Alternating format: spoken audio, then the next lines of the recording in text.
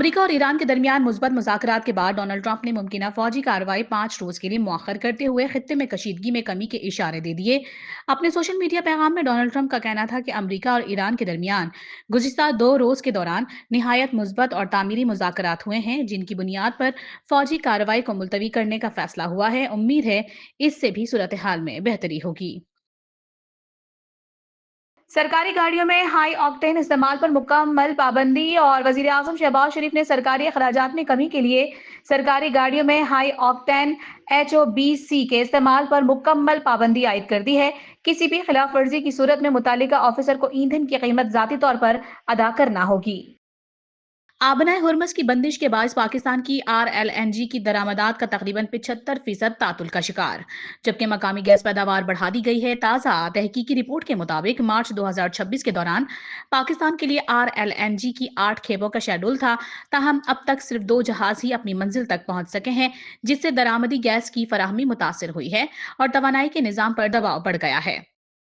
جنگ کے باعث عالمی ایئر لائنز کو $53 ارب کا نقصان۔ ایران، اسرائیل اور امریکہ کے درمیان کشیدگی کے باعث دنیا کی 20 بڑی ایئر لائنز کو مجموعی طور پر $53 ارب کا نقصان پہنچنے کی اطلاعات ہیں۔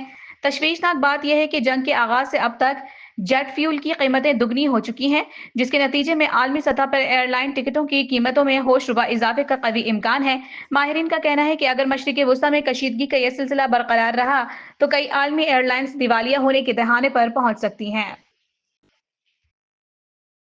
مشرقی وسطیٰ میں کشیدگی کے باعث عالمی منڈی میں خام تیل کی قیمتوں میں اضافہ زور و شور سے جاری۔ برینٹ $112 فی بیرل اور دیگر خام تیل کی قیمتیں بھی بلند سطح پر برقرار ہیں۔ ماہرین کا کہنا ہے کہ اگر مشرق وسطیٰ میں کشیدگی برقرار رہی تو عالمی سطح پر تیل کی قیمتوں میں مزید اتار چڑھاؤ ممکن ہے، جس کے اثرات بالآخر مقامی معیشت اور توانائی کے شعبے پر بھی مرتب ہو سکتے ہیں۔ پیپلز پارٹی کی سینیٹر شیری رحمان کی اکلوتی صاحبزادی ماروی ملک برین ہیمرج کے باعث انتقال کر گئی۔ مرحومہ کی نماز جنازہ DHA فیز 8 کراچی میں ادا کر دی گئی، جبکہ سیاسی و سماجی شخصیات نے گہرے دکھ اور تعزیت کا اظہار کیا۔